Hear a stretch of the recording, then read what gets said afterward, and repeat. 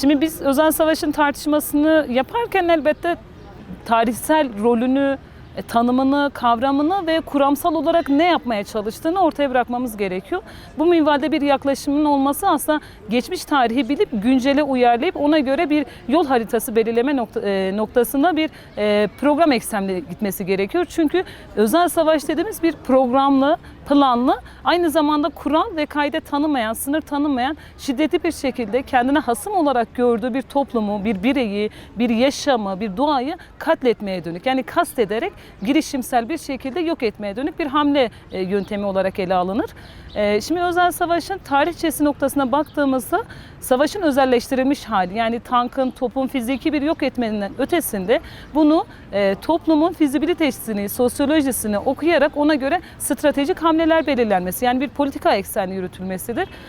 İkinci Dünya Savaşı'ndan hemen sonra baktığımızda egemen sömürgeci ulus devlet zihniyetlerinin özellikle Orta Doğu eksenli yapmış olduğu stratejik hamleleri okumamız gerekiyor bu minvalde. Örneğin İran'a, Irak'a, Suriye, Türkiye bazı baktığımızda bunlar egemen ülkelerin kendi var ettiği, sıkıştırdığı olgular içerisindeki kültürsel yanlarını, yani kültür olarak lanse ettikleri yanları burada özellikle Orta Doğu'yu sömürebilmek için oradaki psikolojik, sosyolojik yapılara hamleler olarak yürütüyor. Yani örnek verecek olursak burada, örneğin ABD'nin 2. Dünya Savaşı'ndan sonra İran'a frekans göndermesi. Şimdi İran'ın kendi kültürsel bir yapısı var. Müziğinden, yaşamından, yemek kültüründen, yaşam modelinden, ideolojik donanımına kadar farklılıkları var, zenginliği var. Ancak o minvalde 2. Dünya Savaşı'ndan sonra güç kaybetmeyen ABD hemen oraya bir frekans gönderiyor. O frekansa ilk iş olarak, ilk icraatı orada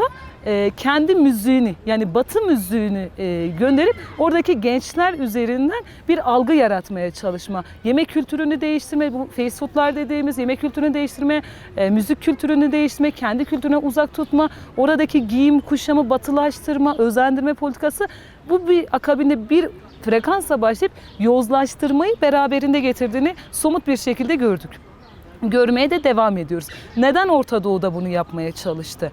Şimdi güçlü gördüğü bir yerde kendi politikasını yürütebilmek için globalleşen dünyada tank ve topun artık insanlar nezdinde güçlü bir eylemselliğe döndüğünü gördüğü gibi kurbağa etkisiyle, yani kurbağa teorisiyle bilirsiniz belki, kurbağayı örneğin soğuk bir suya attığınızda ne yapar? Tepki vermez.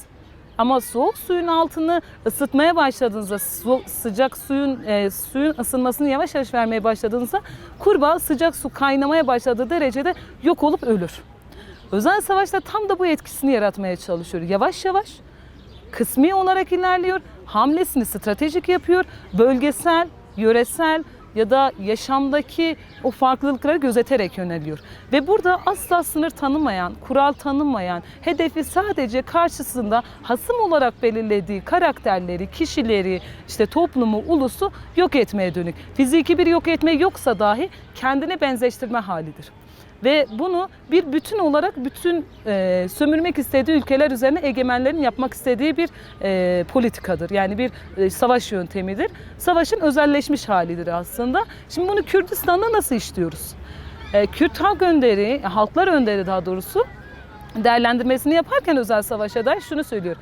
Kürdistan'da yaşamın nasıl olduğunu görmek istiyorsanız özel savaşa bakın. Yani özel savaş tanımını yapmak istiyorsanız Kürdistan'a bakmanız gerekiyor.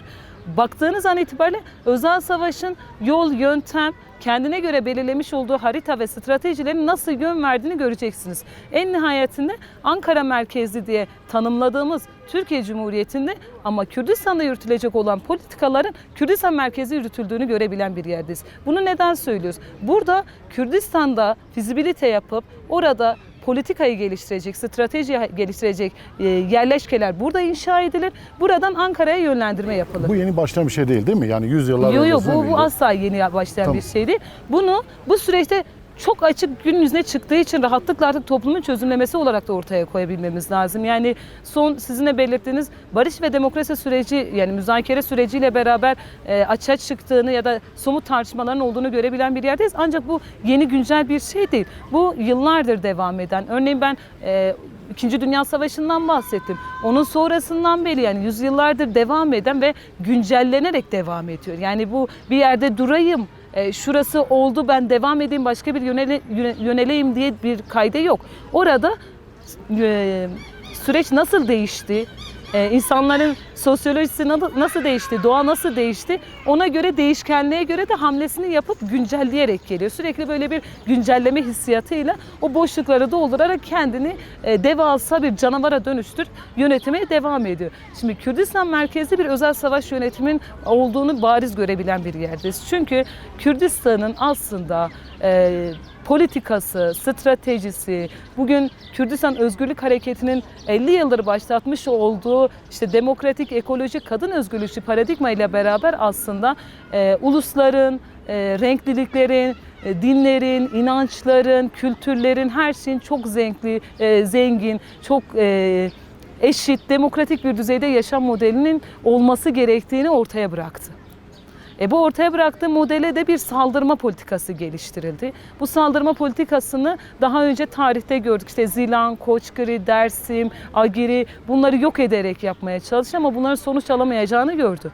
Döndü bunu artık özel olarak özelleştirilmiş bir şekilde yapmaya çalıştı. İlkin ne yaptı mesela? Örneğin Kürdistan'da mesela zorunlu göçler başlatıldığında köylerden şehirlere bir göç furyası başlatıldı zorunlu bir şekilde. Toprağından, kültüründen, dilinden, giyim kuşamından her şeyden uzaklaştırıldı ve yasaklar konuldu. Şapka kanunu gibi, şalvarın yasaklanması gibi, giyim kuşamın yasaklanması gibi ve bu öyle giyinen insanları öcüleştirme politikası başladı. Yani toplum içerisinde rencide edilme üzerine. Bunu sosyal medya üzerinden, o dönemin sosyal medyaları elbette yoktu. Gazeteler, radyolar, televizyon programları üzerinden farklı bir isim tanımlaması üzerinden topluma lanse edilmeye çalıştı. O lanse ile beraber kültürel bir yozlaşmaya itmeye çalıştı ve bunu bir yerden başlayıp bir zaman giyim üzerinden başladı, akabine dil üzerinden başladı, sonra okuryazarlık üzerinden başladı. Hep furyasını genişleterek, güncelleyerekten toplumda farklı bir konsept halinde yürütmeye çalıştı. Bu toplumun demokratik durumu, işte coğrafyasına göre, kaldığı toplumsal gerçekliğine göre mi bu şekil değiştiriyor? Bu dediniz ya güncellenerek yapılan. Güncellemesini şöyle, şunu somut söyleyebiliriz.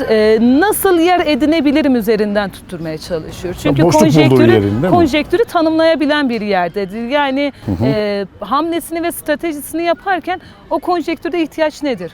İhtiyaç o gün dilin yasaklanması mıdır? Dil yasaklanılır. Giyimin değiştirilmesi midir? Giyim değiştirilir. Ya da gençler üzerine farklı bir algı yaratmak mıdır? Onu yapar. Yani bugün mesela 2026 yılında, 21. yüzyılda artık teknoloji çağında yaşıyoruz. Yaşadığımız coğrafya itibariyle herkesin çok rahat erişebileceği kaynaklar içerisinde en çok erişilebilecek olan cinsellikse ya da fuhuşun nasıl işletileceğiyse ya da uyuşturucunun nasıl temin edileceğiyse bu özel savaşın yapmış olduğu konjektürel hamlelerdir.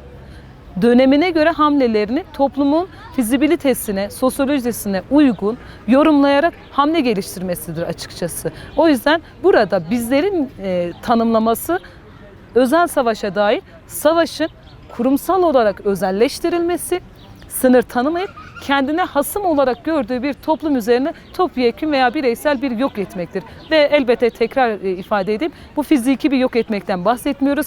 Varlığın fiziki olarak vardır ama psikolojik, yaşamsal ve ahlaki politik boyutta sen bir Kürt, bir ya da Türk ya da bir Laz, bir Çerkez olarak yaşamıyorsun. Tamamen o gün özel savaşın hizmet ettiği ulus devlet zihniyetinin ya da egemenlerin yapmış olduğu strateji eksenli olgulara sıkıştırılmış bir kişi olarak yaşamda olacaksın. Haricinde olmasan da akabinde sana fiziksel ölümü de dayatan bir zemin açıyor. Artık özel savaşı değerlendirirken çok öyle gizli yönüne bakmaya da aslında ihtiyaç yok. Yani genel olarak toplumdaki yozlaşma ya da yozlaştırma politikalarını, kadınların geldiği düzey, gençlerin geldiği düzey, toplumun hem kültür anlamında hem dil anlamında hem de Kürdistan doğasını aslında bir bütün Kürdistan'a yönelik özel savaş politikalarında artık sen gün ışığı gibi görebiliyorsun. Yani çok daha açık ve net görebiliyorsun. İşte hala mesela 21. yüzyıldayız.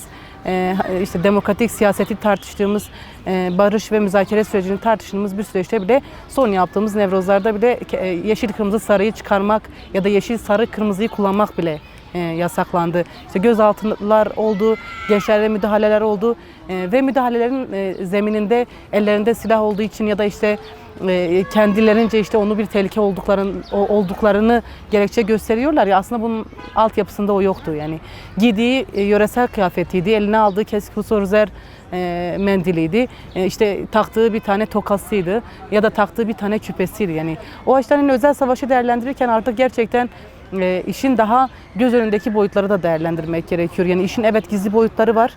Hala işte gün yüzüne çıkmamış ama alttan sistemin kendini örgütlediği, özel savaş eliyle kendi örgütlediği boyutları var.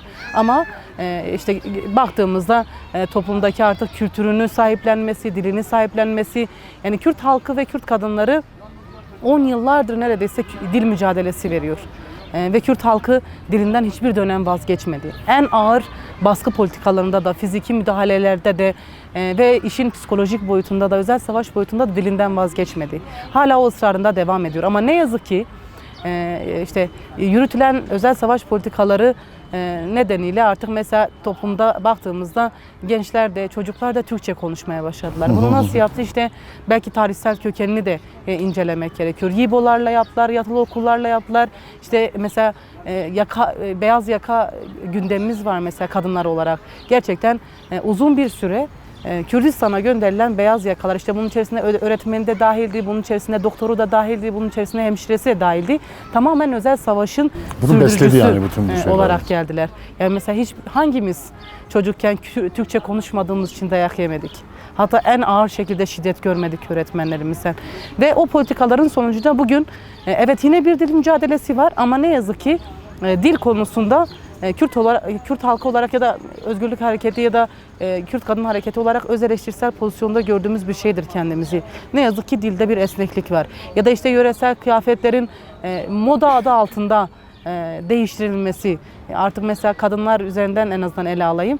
Bizim yöresel kıyafetlerimiz bile 90'larda annelerimizin, işte nenelerimizin giydiği yöresel kıyafetlerimiz değil. Modelini bile sistemin müdahale ettiği, rengine bile sistemin müdahale ettiği bir işte o bir sistematikten bahsediyoruz. Biz özel savaş sistematiğinden bahsediyoruz.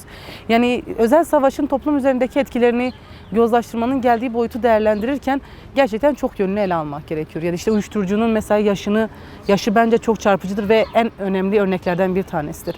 Artık okul önlerinde uyuşturucunun yaşı 8'e indi. Evet. Yani çok rahat satın alınabilen, çok rahat kullanılabilen, çok rahat ulaşılabilen bir şey haline geldi. Toplumsal tepkiler ne yazık ki bu konuda çok güçlü olmadığı için hala sistem de bunu kendine bir zemin olarak gördüğü için çok rahat bir şekilde mesela toplumun her kesimine ulaşabiliyor. Bununla beraber fuhuşun bu kadar yaygınlaşması, işte artık mesela kafelere giderken bile insan 2 defa düşünüyor yani. Hangi kafede ne yapılıyor? İşte bir hamama gideceksin, bir masaj salonunu ele alacaksın, örnek veriyorum, ya da başka bir yeri ele alacaksın. Orada ne yapıldığına dair artık bir kuşku var, bir şüphe var. Çünkü niye? Gerçekten sistemin engelleyici politikalarından ziyade hiçbir şekilde engelleyici bir politikası yok.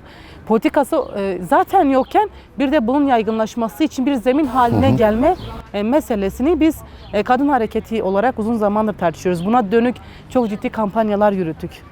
İşte DÖK döneminden beri neredeyse kadın hareketi fuhuşa karşı, uyuşturucuya karşı, kültürümüze saldırıyla alakalı, dilimize ilişkin saldırılarla alakalı birçok kampanya gerçekleştirdi. Bu kampanyalarda dilin önemi işlendiği, bu kampanyalarda kıyafetimizden tutalım işte saçımıza kadar kültürümüzün bir bütünen kültürümüze dair diyelim ki kampanyalar yürütüldü.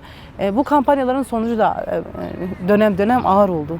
Mesela bana göre özel savaş politikalarının içerisinde gözaltı ve tutuklamalar da yer alıyor.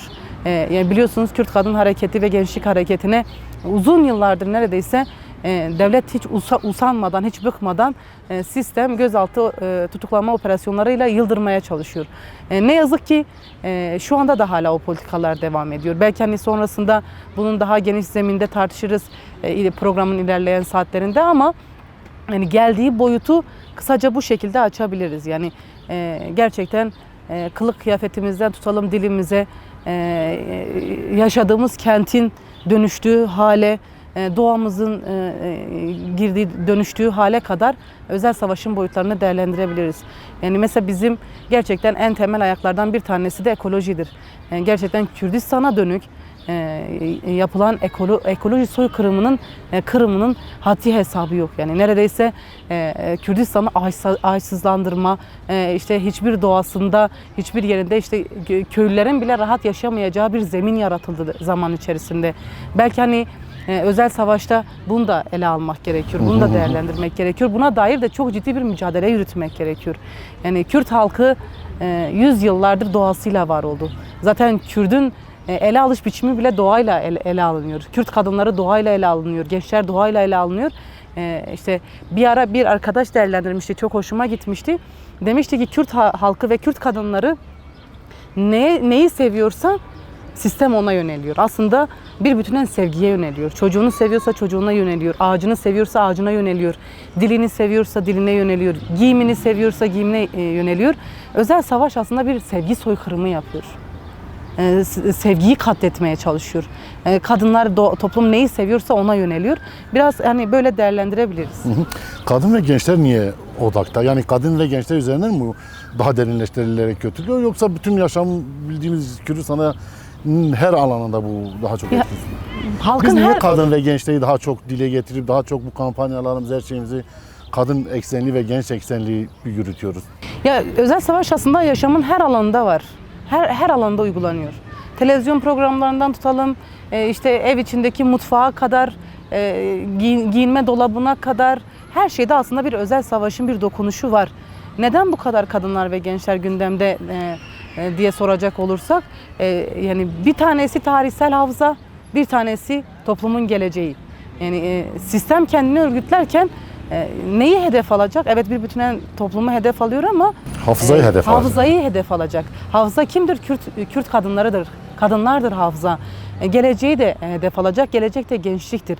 Şimdi mesela özel savaşı uyuşturucu ve fuhuş üzerinden bu kadar sık ele almamızın nedeni artık gerçekten haddini aşacak düzeyde artmasından da kaynaklıdır. Her köşe başında uyuşturucu satıcılığın yapılması, her sokakta fuhuşun yapılması, genç kadınların sistem eliyle fuhuşa sürüklenmesi gibi aslında birçok örneği var. O açıdan hani değerlendirirken neden en fazla kadın ve gençlik sorusuna bir tanesi tarihsel hafızadır, direniştir, mücadele kültürüdür, bir tanesi geleceğidir toplumun. Bu ikisini ortadan kaldırırsan zaten sen toplumu yok etmiş olursun. Aynur Heval az önce açtı ya hani fiziki bir müdahale olmadan aslında yok etme hedefi. Buna zaten gerek yok yani bu politika. Şu an fiziki bir şey yok. Ama hala özel savaş var. Hala uyuşturucu satıcılığı var. Hala ve ne yazık ki sistemin, iktidarın bu uyuşturucu ve fuhuşa dönük hiçbir şekilde bir politikası yok. Yani Kürt kadın hareketini ele alırsak, Kürt kadın hareketi bugüne kadar çok ciddi mücadele yürüttü. Çünkü kadınlar katlediliyor, çünkü kadınlar fuhuşa sürükleniyor, çünkü biz neredeyse her gün bir tane ölüm haberi alıyoruz. Kadın hareketi bunu kendine dert ediniyor. Gençlik hareketi bunu kendine dert ediniyor. Ne kadar baskı olursa olsun, ne kadar tutuklama olursa olsun, ne gençlik hareketi ne de kadın hareketi hiçbir zaman mücadelesinden bir adım bile geriye düşmedi. Bunun bedelini de ödüyor yani. Hala da ödüyor.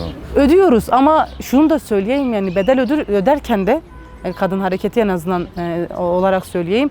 Bunda herhangi bir rahatsızlık duyan, gocunan ya da bir geriye düşüş yaşayan bir yerde değiliz. Saldırılar istediği kadar artabilir, istediği kadar tutuklayabilir. Daha geçen gün bir dönem TEJA sözcümüz Ayşe Gökhan'a hiçbir şey yokken ortada, dosyası bomboşken çok yüksek bir dereceden ceza verildi. Kendileri ceza diyorlar ama biz buna kadın mücadelesine karşı bir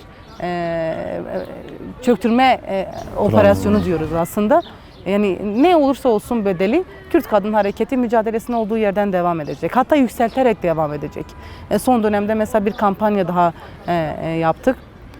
Değişim ve dönüşüm için Sen de Ayağa Kalk kampanyası. Mesela o kampanyanın Türkiye Kürdistan'da çok ciddi etkileri oldu. Gerek bizim işte Türkiye Kadın Hareketi ile olan ittifakımızda çok ciddi etkilere neden oldu. Gerek Türkiye kentlerinde çok ciddi etkiye neden oldu.